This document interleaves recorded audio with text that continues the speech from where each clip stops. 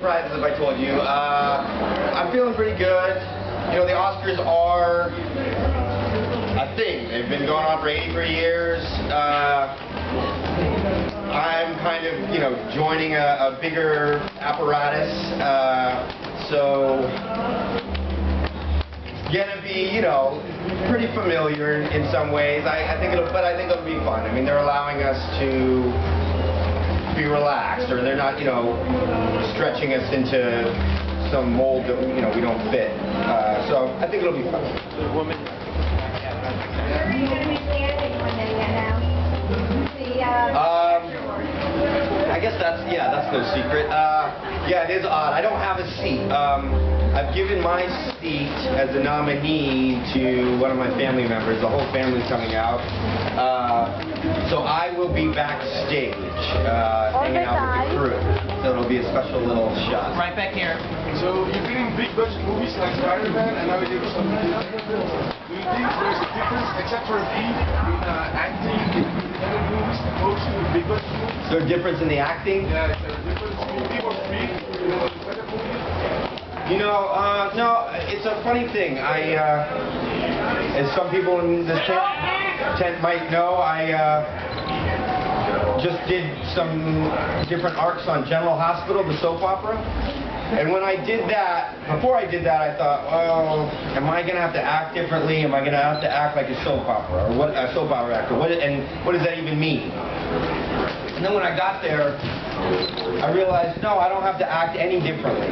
That my job is to act as realistically in the parameters of this world, you know, act as realistically in that as possible.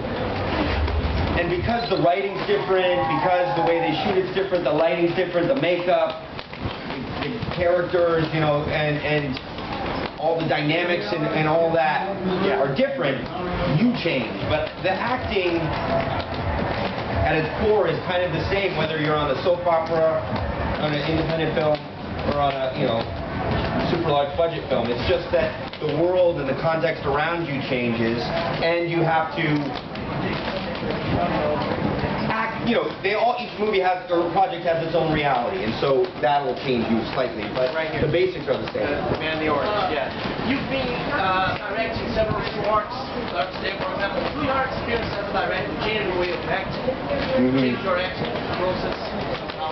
Yeah, you know, when I first started acting, I thought, I didn't want to know, maybe I was taught or whatever, but I didn't want to know about the technical side. It was always about, like, making the emotions genuine, you know, really living it, you know, really believing it. And I still believe that way, and hopefully that way of working has been ingrained in me so that performances are emotionally honest, if that's what they demand. You know what I mean?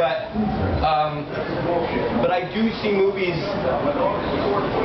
as for the collaborative art form that they are now. And so I know that there are, yes, the actors should be living, you know, realistically and acting realistically, but there's cameras and, you know, there's lighting and there's blocking and there's all these other things, considerations. And so instead of trying to ignore all that, I try to work with all that. This one right here.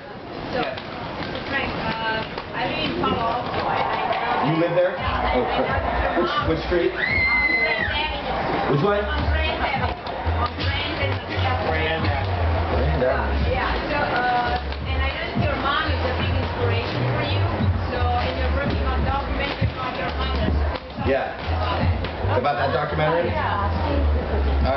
My mother is she's been a children's book author for decades now. She has over, I think, 40 titles, maybe, I don't know, maybe even more than that.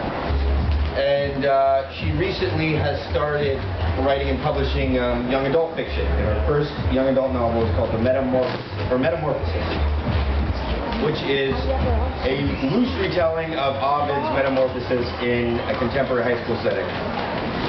Which is also very strange because at the same time I was writing a book with teenage characters.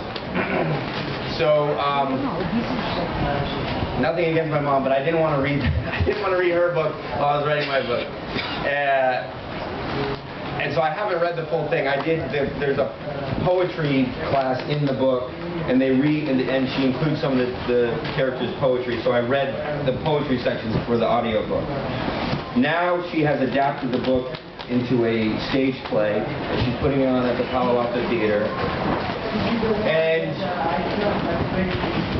by some other crazy coincidence, or maybe we're just in sync because we're related, I have also been interested in capturing young people in the theater, and I'm working on a project at Yale using a live stage play, but also digital technology and cameras and projections in different ways, and capturing that experience in a new way. So I just thought, well, my mom's, you know, doing it too, so why fight it? So we're making a documentary about the process of putting on that play.